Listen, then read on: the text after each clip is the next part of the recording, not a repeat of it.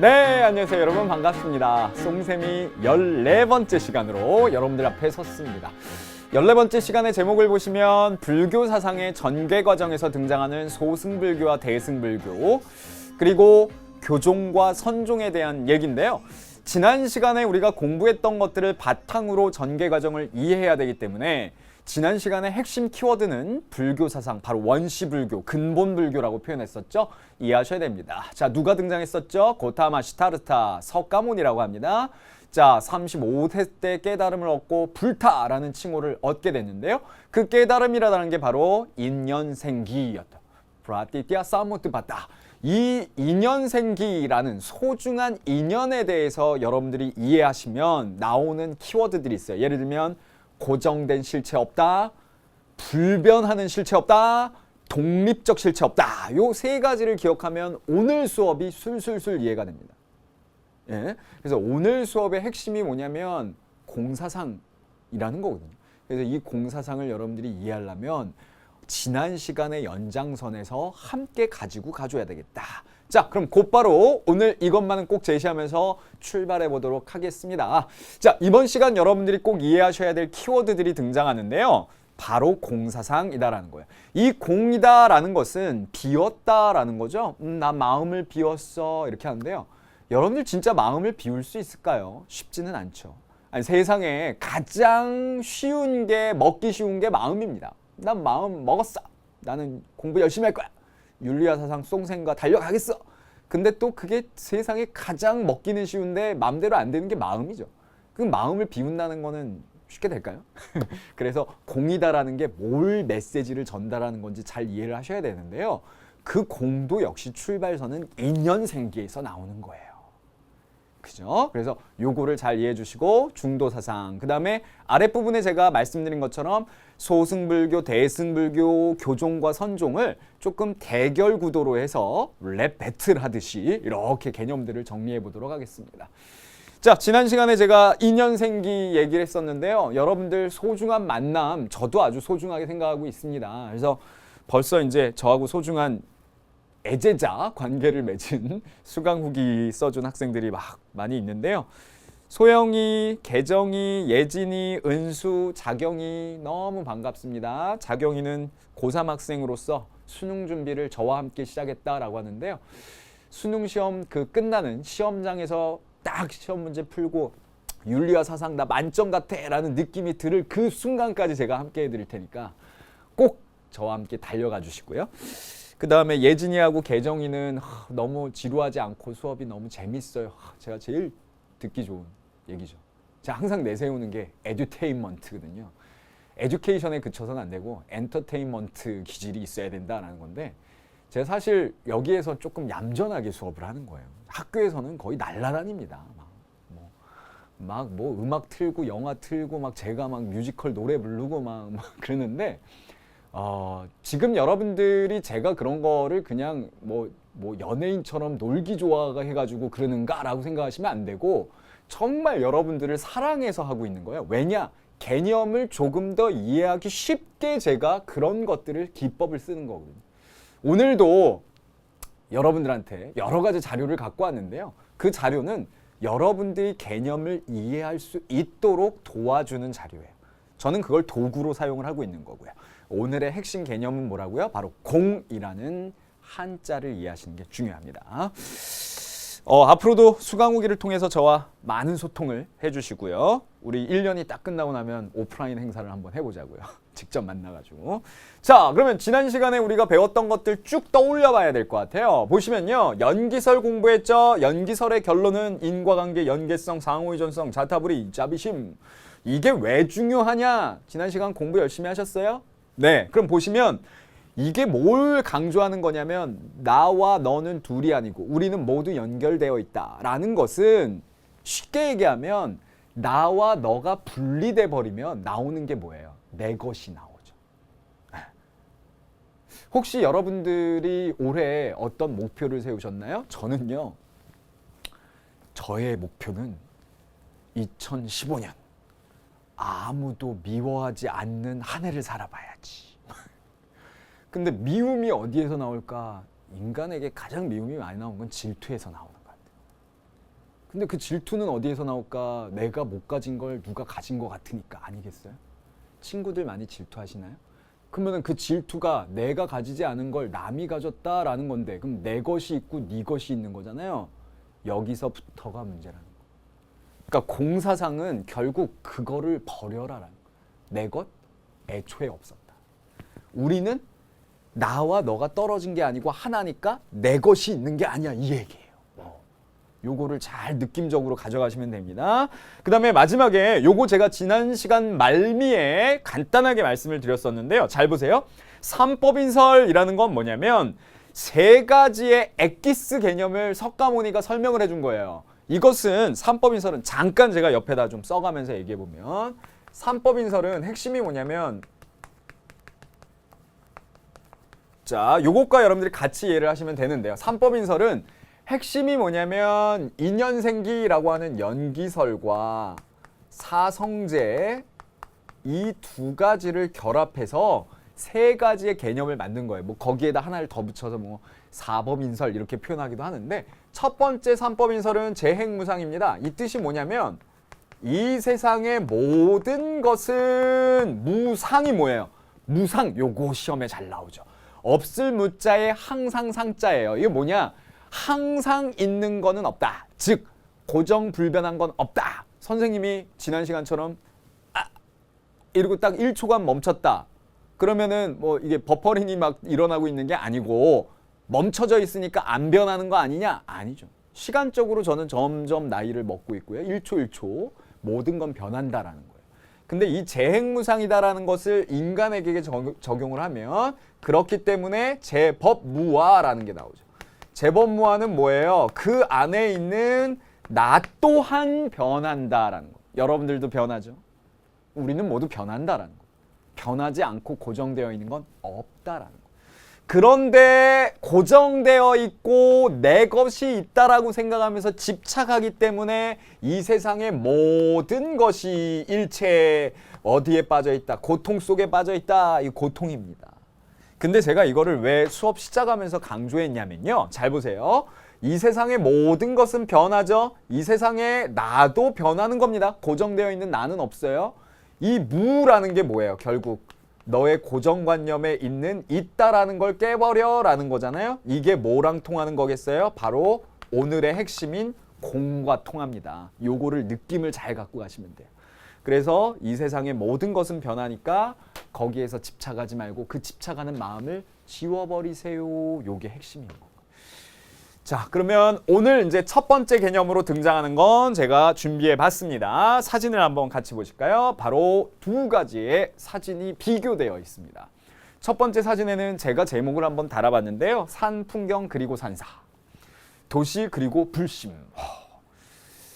자, 지금부터 여러분들 머릿속에 풍경 소리가 찰랑찰랑 거리면서 도심과 멀어져 있는 산속 깊은 공간에 개인의 해탈을 엄격하게 강조하는 종교성, 이런 것이 소승불교. 그런데 절이 여기에만 있는 건 아니죠. 도심 속에 뛰어들었어요. 야, 이게 서울의 가장 번화한 삼성동에 있는 봉은사라는 절에서 찍은 모습입니다. 정말 화려한 도심 속에 절이 있습니다. 어떤 사람들은 아니, 절이 어떻게 도심 속에 있을 수가 있어? 이렇게 얘기하겠지만 아니죠. 불교의 한 파트는 대중들과 함께 해야 돼 하면서 대중 속으로 들어간 거예요. 이건 뭡니까? 대승불교. 소승불교, 대승불교 할 때 승자가 뭐냐면 탈승자예요. 그래서 수레를 얘기합니다. 요거는 1인용 수레예요. 혼자만 엄격한 해탈을 강조해요. 근데 요거는 대승불교는 우리 모두 함께, 그러니까 함께 타는 거니까 뭐 만원 버스, 만원 지하철 이렇게 생각하시면 되고 부대끼면서 같이 있는 거죠. 엄격하게 분리되어 있는 게 아니고 그 느낌을 가져가십니다. 소승불교, 대승불교. 자, 그러면 지금부터 선생님이 소승불교와 대승불교 그 흐름 속에서 한번 정리를 해봐 드리도록 하겠습니다. 같이 적어가면서 이야기를 해볼까요? 자, 소승불교, 대승불교. 불교의 전개 과정을 설명드리면 되겠네요. 자, 먼저 우리가 불교하면은 원시불교가 있었죠. 이 원시불교라는 것, 즉 근본불교라고 표현하기도 합니다. 원래 어디에서 출발한 거죠? 인도에서 출발한 거죠. 누구죠? 석가모니입니다. 석가모니가 보리수 나무 아래에서 35세 때 6년간의 금식고행을 깨고 깨달음을 얻어서 이제 붓다가 되었습니다. 그래서 예전에 영화 중에 리틀 붓다라는 영화도 있었어요. 근데 이 원시불교가 출발이었는데 요거의 가장 핵심 사상은 뭐였죠? 인, 연, 생, 기라고 배웠었잖아요. 그죠? 요게 있었는데 석가모니가 죽고 나서 이제 전개가 되어 갑니다. 그래서 요렇게 전개가 돼요. 두 개로 쪼개져서 가요. 어떻게 쪼개져요? 소승불교. 그 다음에 대승불교. 우리는 이 소승불교를 잘 모를 수도 있어요. 왜냐하면 요거는 그 마우리아 왕조를 중심으로 아소카 왕 쪽인데요. 동남아시아 쪽이에요. 그리고 대승불교 하면은 이제 우리 동북아시아 쪽으로 카니슈카 왕 그리고 쿠시안 왕조를 중심으로 발전하게 되죠. 그런 역사적인 거는 세계사 시간에 배우시는 거고요. 저는 윤리 선생님이니까 이제 사상에 초점을 맞추겠습니다. 소승불교와 대승불교가 좀 차이점이 생기는데요. 소승불교는 자, 요게 특징이죠. 개인의 엄격한 종교성을 강조합니다. 여기에서 중요한 건 한 개인인데요. 그래서 민중들과 함께하는 불교는 아니죠. 그래서 개인의 역시 해탈을 강조한다. 우리나라 쪽이 아니라 혹시나 나중에 기회가 되시면 동남아시아 쪽에 이렇게 여행이나 이런 걸 가시면은 이렇게 가이드들이 막 데리고 다닙니다. 뭐 필리핀, 뭐 태국 막 이렇게 있잖아요. 그래서 그 이제 불교가 그쪽에 퍼져 있는 지역에는 그쪽 특성이 있는데 어떤 데는 이제 사원에 들어갈 때 그 앞에서 우리나라 돈으로 1,000원 이렇게 해가지고 이렇게 짧은 치마 입고 이러신 분들은 이렇게 긴 치마 이런 거 나눠줘요. 예, 그거 1,000원에 막 사는 게 아니라 빌리는 거죠. 사원 자체를 들어갈 때 여기에 이렇게 소매 얻고 이런 옷들 다 감춰야 돼요. 그리고 꼭 실수하지 말라라고 하는 게 지나가다가 스님하고 뭐 인사하거나 악수하거나 만지거나 이러면 절대 안 된다라고 가르쳐 줍니다. 그래서 그쪽 불교 특징이 뭐냐면 민중들과 함께 하는 게 아닌 거죠. 근데 우리나라는 대승불교 전통. 우리나라의 가장 대표적인 이 대승불교, 민중, 대중화에 영향을 준 사람이 누구겠습니까? 바로 무해행의 대가 원효인 거죠. 그래서 원효는 본인이 소선거사라고 하면서 민중과 함께 뛰어든 거잖아요. 그래서 왕실 중심을 옮겨오게 되는데 민중 중심으로 그런 것이 우리의 전통이고 소승불교는 동남아 쪽이 이제 발전을 하게 되는 거죠. 우리는 사실 관심은 여기에 있습니다. 오늘의 주제는 대승불교와 대승불교에서 또 퍼져나가는 교종과 선종에 대한 얘기여서 요게 이제 중요한 개념이 나오죠. 대승불교는 민중불교라고 표현하고 또 사회불교라고 표현하고 대중불교 이렇게 표현하면 쉬워질 것 같아요. 아까 말씀드린 대로 도심에 뛰어든 그 저를 생각해 봤을 때 이쪽에서는 이해를 못할 수 있죠. 어떻게 그럴 수가 있느냐. 근데 민중을 함께 해야 되는 거 아니겠습니까? 라고 얘기를 하는 쪽. 그래서 더 많은 사람에게 극락정토를 갈 수 있게 해준다라면 그게 불교의 본질 진리가 아니겠습니까? 이렇게 표현하는 쪽이겠죠. 그래서 우리는 요것이 전통이고요. 여기에서 여러분들이 또 알아둬야 될 게 있는데요. 여기에 이 이상향의 인간을 우리는 뭐라고 하냐면 아라한이라고 표현을 합니다. 아라한 이렇게 쓰는데요. 아라한이라고 표현하면 아라한이라는 그 개념을 아마 들어보셨을 거예요.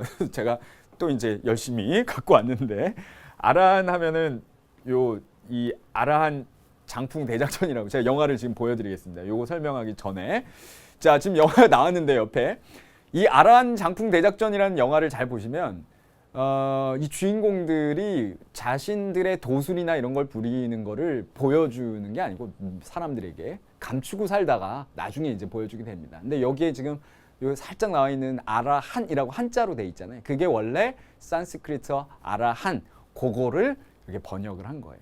음역을 한 거죠. 소리 나는 대로. 그래서 아라한은 여기에 나와 있는 소승불교의 이상향의 인간을 얘기합니다. 근데 우리가 지금 초점을 맞춰야 되는 건 사실 소승불교에 대한 얘기가 아니라 여기잖아요. 그러면은 대승불교의 이상향의 인간을 우린 뭐라고 하냐면 보살님이라고 합니다. 요건 한번 들어보셨을 거예요. 예전에 제가 수업하면서 잠깐 언급을 한 적이 있습니다. 근데 보살님 하면은 줄여서 쓴 거기 때문에 보디사트바의 줄임말이거든요. 그러면은 보디사트바라는 산스크리트 인도말이 뭘 의미하느냐? 요것을 보리살타로 음역을 한 겁니다. 보리살타. 그러면 보살님은 어디에서 온 거예요? 그렇죠. 여기에 있는 보살님 이렇게 뽑아서 줄여서 쓴 거죠. 보디가 뭔지를 이해하시면 보디. 그러면은 보리라고 우리가 흔히 하는 불교에서 보리라는 표현을 가장 많이 쓰죠. 보리가 뭡니까? 깨달음이란 뜻이. 그 다음에 살타라는 건 사트바. 그래서 살타는 뭘 얘기하는 거냐면 민중, 대중, 다른 말로 중생이라는 표현이 나와요. 그래서 여기에 여러분들이 꼭 알아두시면 도움이 될 만한 게 요겁니다. 제가 써드릴게요. 상, 구, 보, 리, 하, 화, 중, 생 이렇게 표현해요. 뭔 말이냐면 하화입니다. 변화하게 해준다. 즉 상구, 위로는 보리, 깨달음을 얻고에 그친 게 아니죠. 그러면 아라한일 텐데 상구, 보리, 하화, 중생. 즉 아래로는 중생들을 굽어 살펴 깨우쳐주고 함께하고 민중들과 함께하는 것. 그것이 바로 대승불교의 전통이다라는 것. 근데 요게 또 전개가 되어 갑니다. 이 대승불교는 주로 이제 어디에서 받아들이냐면 요게 중국을 통해서 우리가 받아들이게 되죠. 중국을 통해서. 그래서 중국을 통해서 우리는 받아들이고 우리는 또 일본에 영향을 주게 되는 거예요. 근데 이 대승불교는 두 개로 또 쪼개지면서 전개가 되어 갑니다. 첫 번째는 뭐냐면 교종 중심이 있고요. 그 다음에 선종 중심이 있어요. 교종 중심이다라는 건 뭐 화엄종, 천태종 이런 표현이 나오는데요. 교리 공부를 강조하는 거고요. 그 교리 공부라는 건 역시 경전 해석과 경전 공부를 강조하는 거죠. 어렵게 생각하실 필요 없고 우리가 공부할 때 일단은 책을 봐야 되잖아요. 말씀들을 봐야 되고 거기에 진리가 담겨 있으니까. 그래서 열심히 우리가 이걸 공부를 하는 겁니다. 근데 선종은 뭐냐면 그런 게 중요한 게 아니라 참선 수행이 가장 핵심이다. 글 공부해봤자 한꺼번에 깨달을 수가 없다. 우리는 그래서 너무 찾을 필요는 없다. 왜? 우리 원래가 본불성을 갖고 태어나니까 요 말 시험에 나왔었잖아요. 지난 문제풀이에도 나왔고요. 본불성이 뭡니까? 원래 우리가 부처의 본성을 갖고 태어났다. 불교에서는 인간이 원래 태어날 때 본성 자체를 긍정적으로 보죠. 뭐에 비유하냐면 깨끗한 거울에 비유합니다. 그래서 깨끗한 거울을 다 갖고 태어나죠. 공장에서 맨 처음에 거울 찍어냈을 때 깨끗했잖아요. 근데 거기에 막 뭐 때도 묻고 뭐 콧물도 묻고 막 이러니까 이제 더러워진 거잖아요. 그거를 깨끗하게 다시 닦는 작업이 중요한데 그건 글 공부에서 찾을 필요 없고 원래 우리가 우리 마음속에 부처의 가능성 갖고 있으니까 딱 앉아서 참선 수행하다 보면 어느 한순간에 깨달음을 탁 얻게 된다. 그죠? 그래서 이 선종에서 아주 좋아하는 단어가 오늘 말미에 등장하겠지만 돈오라는 거예요. 이건 제가 느낌표를 딱 그려드릴게요. 항상 느낌표와 함께 외우세요. 딱 느낌표죠. 뭐예요? 한순간에 깨닫는 겁니다. 근데 여기는 이제 점점 공부해서 깨달아야 되니까 점점 깨달아야 되죠. 점오라고 표현합니다. 그래서 돈오와 점오가 이제 다른데요. 요것을 통해서 역시 우리가 어디에 영향을 주게 되죠? 일본에 영향을 주게 됩니다. 우리나라는 선종이 조금 더 강세죠. 우리나라 불교의 특징이 선불교라고 표현하는데요. 선종이라는 표현보다 선불교라고 표현하는데 외국인들이 우리나라 불교에 참 많은 관심을 보이세요. 우리나라 불교의 특징이 뭐냐면 선불교의 특징. 이게 아주 강합니다. 그래서 다 마음에서 찾으라라고 강조를 하고 그래서 뭐 유명한 스님들 막 나와가지고 대중들과 함께하면서 이런 깨달음을 주시려고 막 강연도 많이 하고 그러시는데 외국인 스님들도 많아요. 자은 스님이라고 캐나다 생화학 박사 출신의 여성이신데 우리나라 불교에 모든 거 다 버리고 매력에 빠져가지고 스님이 되셨어요. 그 다음에 뭐 만행, 하버드에서 화계사까지라는 책의 주인공이기도 했던 만행. 그러니까 이 우리나라 불교의 매력이 있나 봐요. 외국인들이 보기에. 그 매력이 뭘까요? 모든 고통의 원인? 그렇다면 해결 방법? 이건 연결되어 있는데 그거는 바로 내 마음 안에 있다. 그게 가장 중요한 개념입니다. 자, 제가 이렇게 전체적인 흐름을 그려드렸고 그것을 영향을 준 일본은 조금 더 다른 색채를 갖고 있죠. 일본에 가면은 교토 여기를 가보면요. 거기에 뭐 청수사 이런 절 혹시 가보셨나요? 저도 이제 가봤는데 교토 같은데 이런 절들 보면 우리나라랑 또 느낌이 좀 다르죠. 그거는 일본은 우리나라의 이런 영향을 받아서 일본의 원시 신앙적인 것과 결합이 되어서 신도 문화 이런 것들이 많이 발달을 합니다. 그래서 우리나라 불교와 또 다른 색채를 갖고 있고요. 그 부분은 그 정도면 되세요. 오늘의 핵심은요. 바로 여기입니다. 제가 별표를 쳐놨지만 요거에 있어서의 논리들 공사상 정리할 거고요. 그 다음에 교종과 선종 비교하는 작업 이렇게 하면 오늘 수업이 마무리가 되는 거죠. 그 어느 때보다 흐름이 여러분들 중요한 것 같아요. 흐름을 꿰차시는 게 중요하고요. 제가 여기까지 말씀을 드렸습니다. 자, 그러면 지금부터는 이제 공사상에 대한 내용과 대승불교에 대한 설명들을 제가 쭉 해드릴 텐데요. 준비한 자료를 보면서 하나 둘 얘기를 해보도록 하죠. 자, 아까 잠깐 나왔다가 제가 앞으로 다시 돌렸는데 보시면 대승불교가 어떻게 등장했느냐 요거는 자료실에 제가 탑재를 해놓겠습니다. 선생님이 열심히 써가지고 요거를 여러분들한테 일목요연하게 요것만 알면 문제 충분히 풀리니까 요거를 잘 정리해놔라 라고 지금 만들어 놓은 표예요. 그러니까 요거를 오려가지고 이렇게 탁 붙이시면 좋을 것 같아요. 우리 58페이지 오늘 하고 있으니까요. 그래서 58페이지에다가 잘 붙여놓으면 좋을 것 같습니다. 자, 대승불교가 어떻게 출현했니? 라고 하면 바냐, 바라, 밀다, 심경이 출현하면서 요게 등장할 수 있었다. 바냐, 바라, 밀다, 심경이 뭡니까? 판야라는 말에서 온 건데 판야라는 산스크리트어는 지혜를 의미합니다. 그래서 바냐경은 지혜가 많이 담겨있는 그 책을 얘기하는 거고요. 요것이 전래가 되면서 불경이 사람들한테 많이 퍼져나가고 대중화되고 지식이 대중화되다 보니까 민중들도 깨우칠 수 있는 조건이 마련이 된 거죠. 그 다음 용수의 공사상이라는 게 나왔어요. 용수라는 사람이 있는데요. 이 사람이 공사상이라는 걸 내놓습니다. 이 사람이 이제 공사상이라는 걸 내놓은 책이 뭐냐면 이제 중관학파를 창시한 중관학파라는 게 있어요. 이 사람이 중관학파를 만들거든요. 그래서 용수가 쓴 책과 용수가 어떤 얘기를 했는지 그 중론이란 책과 용수라는 사람이 누군지를 잠깐 먼저 설명드릴게요. 그리고 앞으로 다시 가겠습니다. 지금 첫 번째 줄만 설명드렸으니까. 자, 보세요. 이게 용수예요. 근데 우리가 용수하니까 중국 승려가 이렇게 생각하겠지만 남인도 태생이고요. 원래 남인도 말로 이거 어떻게 읽냐면 나가르주나라고 읽어요. 나가르주나. 근데 나가르주나가 나가가 이제 용, 드라곤 용을 얘기합니다. 그래서 음역을 할 때 용으로 한 거고 아가르주나가 이제 나무 숫자예요. 나무를 의미해요. 그래서 그거를 용수라고 번역을 한 거지 중국 승려가 아니고 남인도 태생입니다. 근데 이 사람이 중론이란 책을 써요. 중론. 이 중론이란 책에서 공사상이라는 게 이제 나오게 됩니다.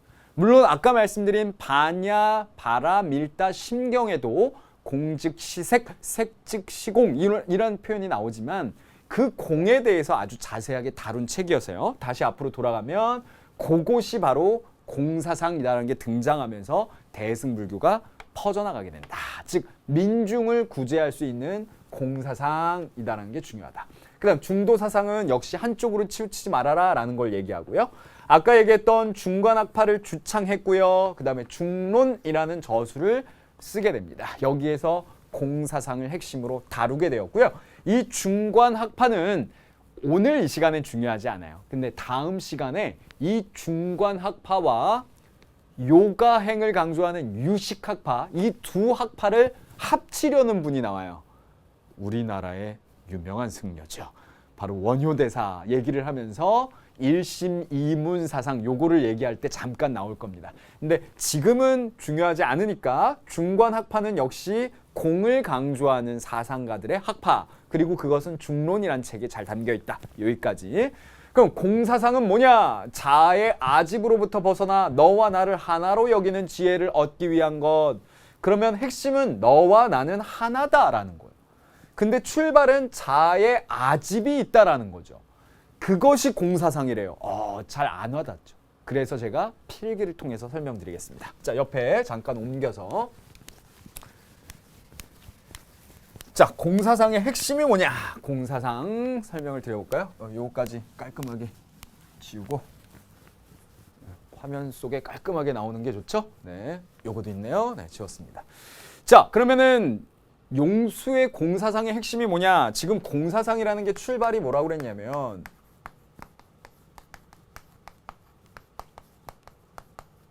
공사상의 핵심이 자아의 아집이라고 표현했어요. 자의 아집이다라는 거에 힌트가 다 담겨 있습니다. 뭐냐면 자아라는 게 없다라고 그랬죠. 그게 선생님이 출발하면서 오늘 수업 드렸던 삼법인설에도 나오지 않았습니까? 첫 번째 재행무상, 재법무와 나왔잖아요. 그래서 나는 없다라는 게 다시 나온 건데 역시 출발은 인연생기에서 나온 걸 거고요. 근데 자의 아집이라는 건 나 아자에 집착하다라는 거죠. 내가 집착하고 있는. 이걸 뭐라고 지금 표현했냐면 인식의 오류다라는 거예요. 오류. 그죠? 우리가 막 컴퓨터 조작하다가 막 오류 해가지고 막 블루 스크린이 탁 뜨고 이게 잘못된 거를 얘기하잖아요. 생각이 오류라는 거. 오류에 빠졌어. 뭐 우물에 독 뿌리기 오류도 있고 그 다음에 성급한 일반화의 오류도 있죠. 이 오류에 빠져 있다라는 거예요. 그러니까 얼마나 우리가 이걸 깨닫게 되면 세상이 달라 보일까요? 그 오류가 뭐냐라는 건데요. 출발점은 바로 이겁니다.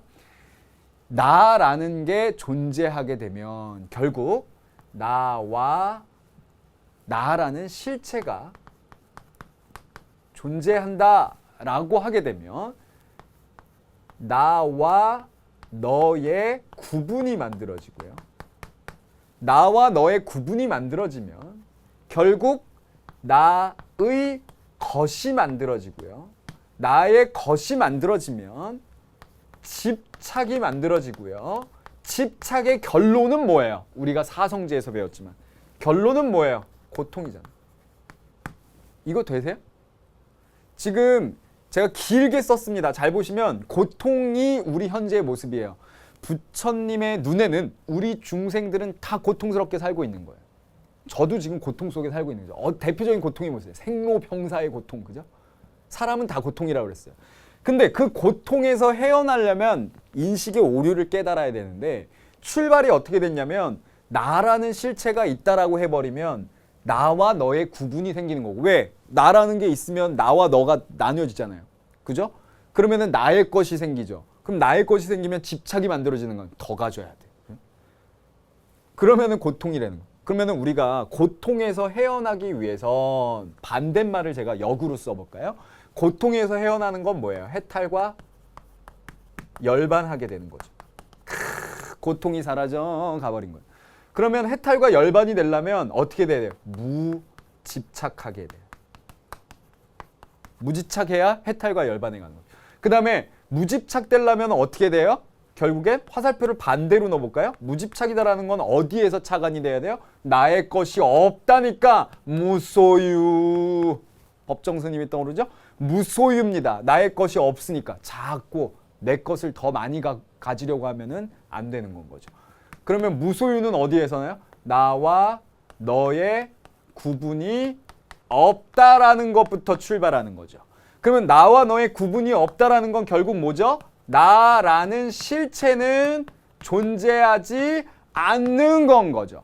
그 여기에서 나오는 게 뭐가 있어요? 결국 그렇죠. 독립된 실체, 고정불변의 실체, 불변의 실체 이런 건 없다라는 게 나오는 건 거죠.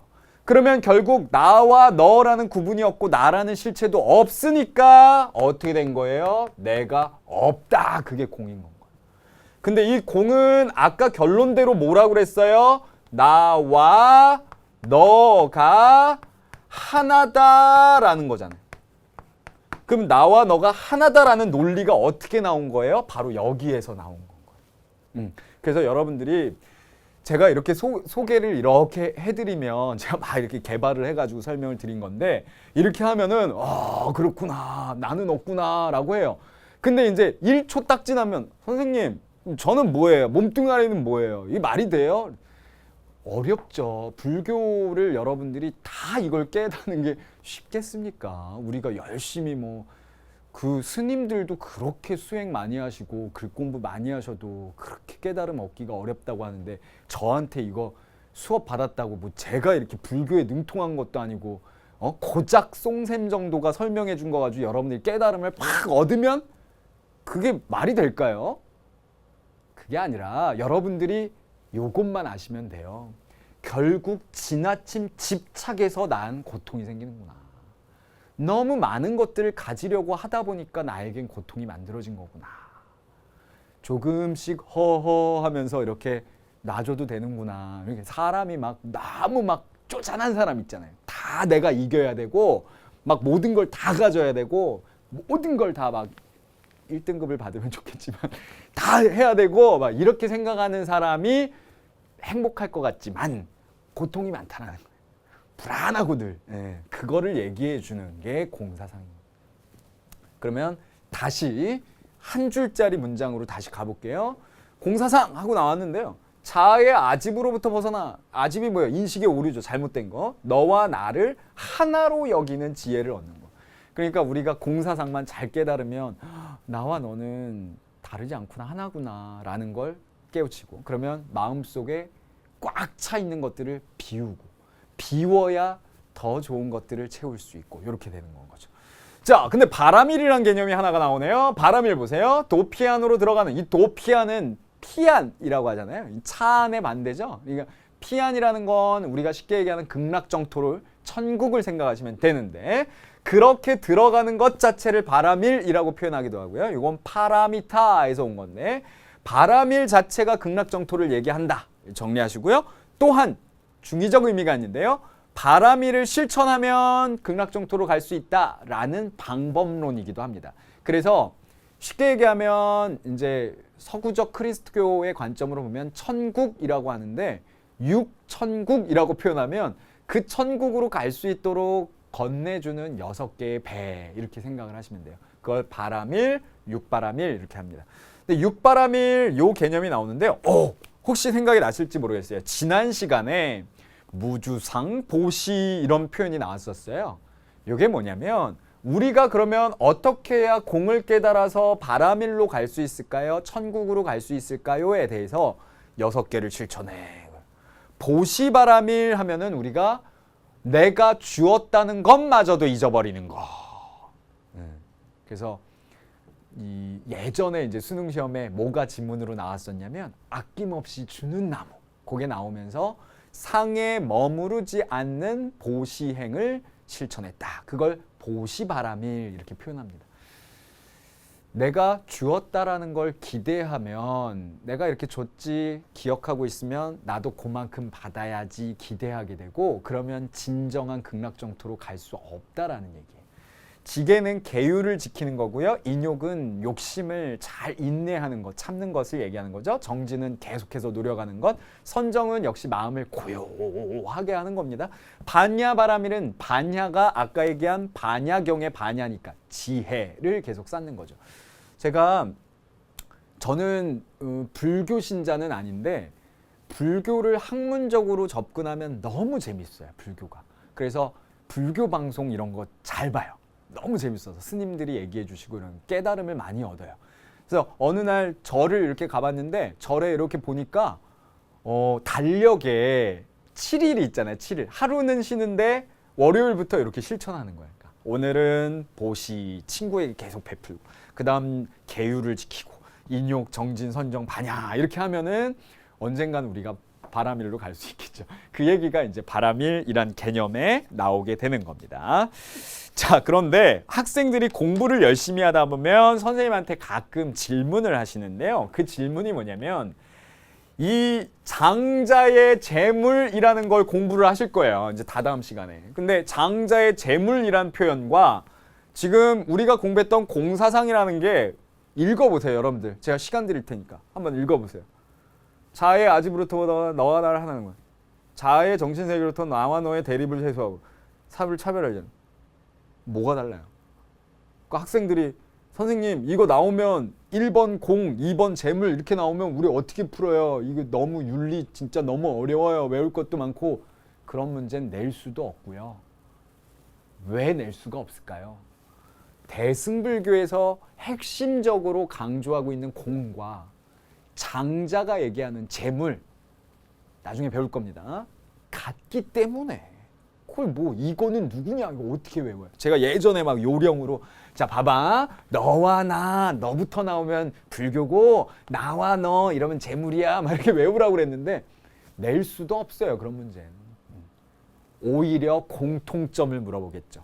얘네 둘의 공통점은 뭐겠어요? 그렇죠. 차별하지 말고 인식의 오류에서 벗어나라. 너의 선입견이 세상을 쪼개놓고 보는 건데 그렇게 보지 말아라. 요거죠. 네. 그래서 이런 것들 키워드 정리를 확실히 한번 여러분들이 해놓고 가면 좋을 것 같고요. 아까 보시지계 인욕 정진선정 지혜바람일 제가 말씀드렸는데 요것 또한 제가 이렇게 표로 넣어놓을 테니까 자료실에서 오려 붙여놓는 것도 아주 좋을 것 같고요. 제가 요런 내용들 이제 그냥 쉽게 그냥 넘어가도 돼요. 근데 노파심에서 노파의 마음에서 이게 문제에도 가끔 나오고 해가지고 언급을 안 할 수가 없어서 잠깐 요 정도로 얘기하고 가겠습니다. 육바람일이었고요. 그 다음 이제 오늘 수업의 마무리는 바로 선종과 교종의 비교네요. 선종과 교종의 비교를 역시 이미지 메이킹을 하시라고 제가 사진을 2개 갖고 왔습니다. 보십시오. 역시 경전 공부를 강조하고 있고요. 이 모습은 우리나라 쪽은 아닌 것 같아요. 그죠? 참선 수행을 하고 있는데 요거는 우리나라 스님들의 모습이에요. 어쨌거나 교종 공부와 참선 수행이라는 게 있는데요. 교종 공부, 참선 수행 쫙 보면은 교종이라는 건 역시 경전을 공부하는 거기 때문에 교종 공부, 경전 공부 이렇게 외우셔도 되겠고 참선 수행, 참선, 선종 이렇게 외우셔도 되는데 둘 다 결국엔 부처님의 뜻을 깨우치기 위한 방법으로 제시를 한 거지만 뉘앙스는 좀 다르죠. 그래서 제가 준비한 표에다가 여러분들과 같이 하나둘씩 채워가면서 얘기를 해보도록 하겠습니다. 자, 교종과 선종을 좀 배틀식으로 정리를 해볼까요? 자, 교종에서 먼저 하면서 뭐라고 그랬냐? 경전 공부 이렇게 얘기를 합니다. 뭐 다른 말로는 이론 탐구, 이론 공부 이런 거 다 될 수 있겠죠. 그랬더니 선종이 역시 라임을 맞춰야 되겠죠. 네. 참선 수행 이렇게 외우시면 좋아요. 어디에서 찾느냐? 왜에서 찾는 거죠. 바깥에. 어디 경전 공부는 밖에 있으니까. 그 다음에 내 안에 있다. 이 내는 뭘까요? 마음이 중요해 라고 표현을 하는 거겠죠. 그 다음은 여기에서 강조하는 건 이론일 건데요. 역시 여기에는 내 마음, 내 안에 있는 마음을 강조하는 것 거고요. 그 다음에 여기에서는 여기가 돈오가 아니죠. 여기가 이 돈오는 한꺼번에 깨달음, 한꺼번에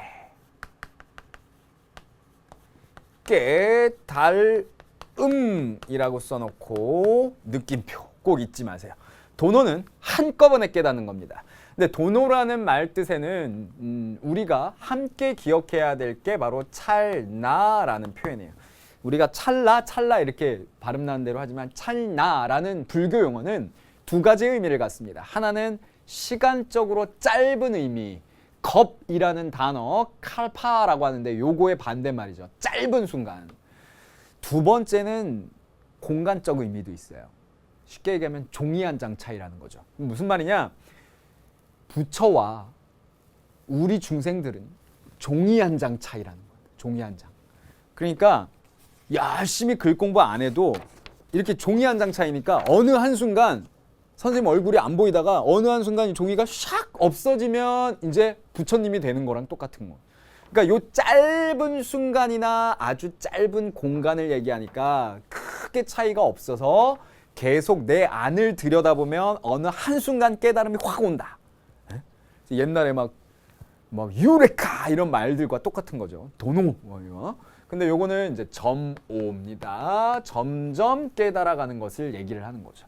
누구나 노력하면 성불할 수 있다라는 표현이 나오는데요. 부처님으로 이룰 수 있다. 완성이 될 수 있다. 근데 요 조금 반대말로, 물론 성불, 불성 다 섞어서 쓰긴 해요. 둘 다. 근데 조금 더 부각시켜 보면 원래 우리가 태어날 때부터 부처님의 가능성, 불성을 갖고 있었다. 요거 줄임말 요렇게 하면 본불성을 갖고 있었으니까 딴 데 보지 말고 내 안을 들여다보면 된다라는 거죠.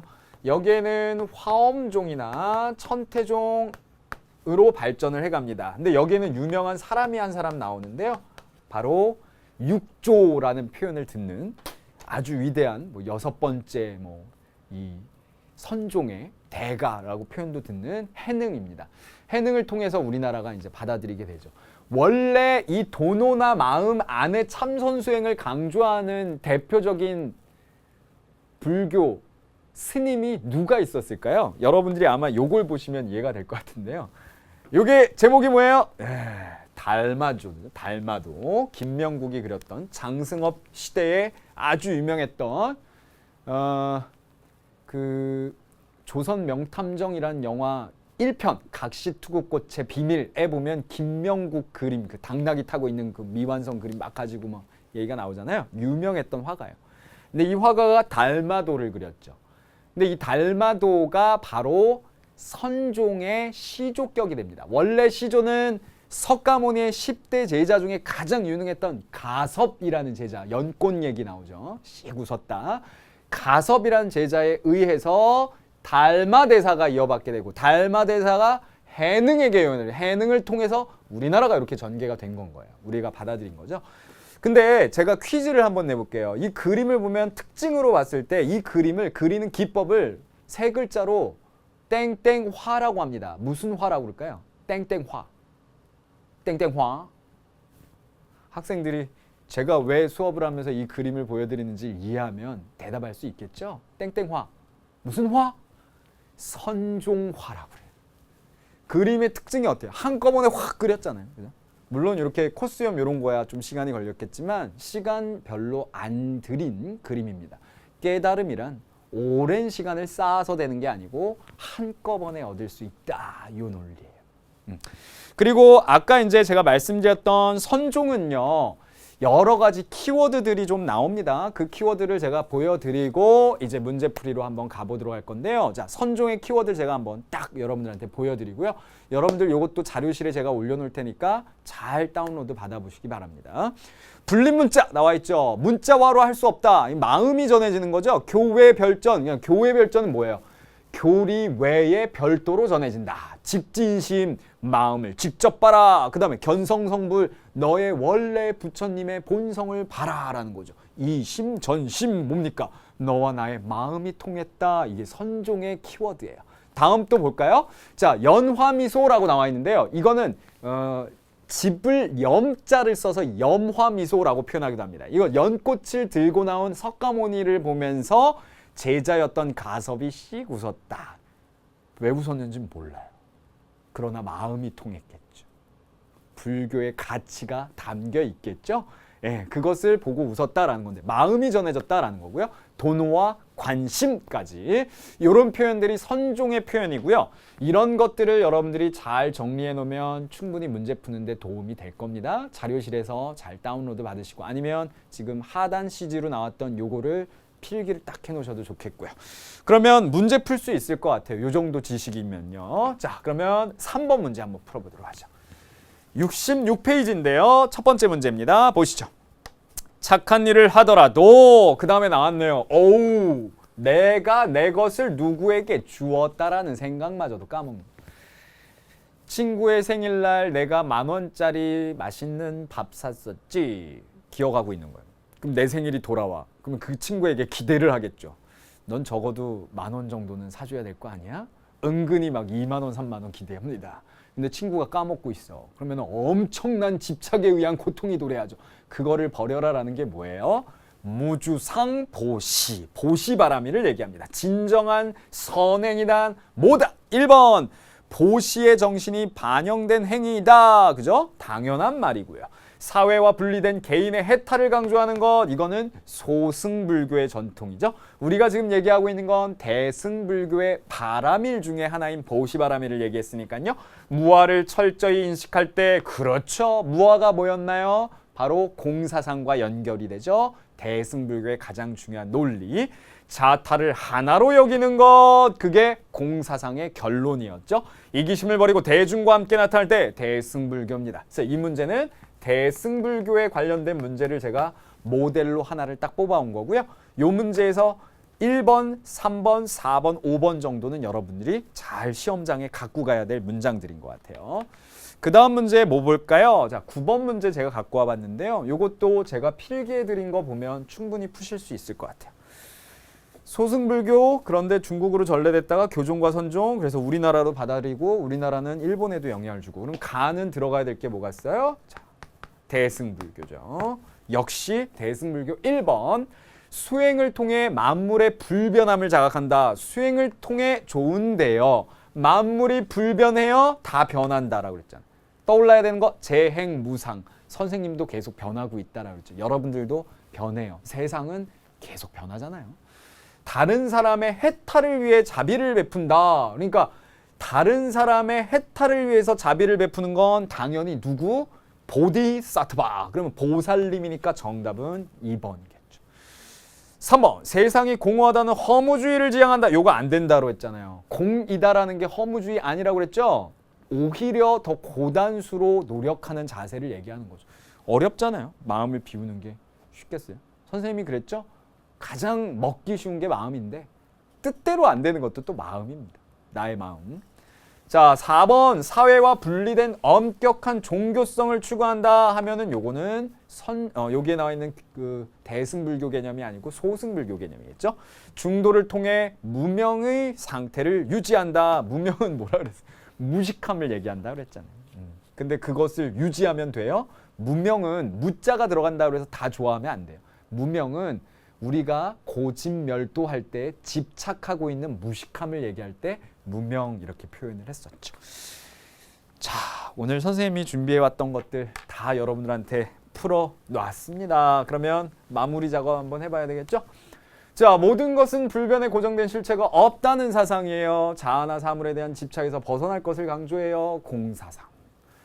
뭐를 철저히 인식하여 이기심을 버리고 중생과 함께할 것? 무아. 그죠? 그래서 무아와 공은 이코르 관계가 되는 거겠고요. 우주의 본실, 현실, 양면을 객관적으로 뭐예요? 양쪽을 중간에서, 그러니까 중도사상 이렇게 되겠죠. 자, 다음도 준비해봤는데요. 위로는 진리를 깨닫고, 요 시험거리는 다 요거. 지금 방금 전에 선생님이 얘기했던 공, 무아, 중도와 그 다음에 요기. 여기에 들어갈 건 보살림, 보디사트바의 줄임말. 이렇게 기억해 주시면 되겠네요. 자, 오늘의 핵심 키워드 정리 시작하고 보니까 참 좋은 것 같아요. 뭔가 이렇게 딱 마무리되는 느낌이 있네요. 여러분들이 이 내용들을 잘 정리해 주시면 되겠습니다. 자, 오늘 선생님이 준비했던 수업 여기까지고요. 다음 시간에는 이제 우리나라의 불교로 옮아가게 됩니다. 원효대사, 의천, 진울이 기다리고 있습니다. 저는 먼저 가서 이 대사님들을 소개하려고 준비하고 있겠습니다. 다음 시간에 만나요. 수고하셨습니다.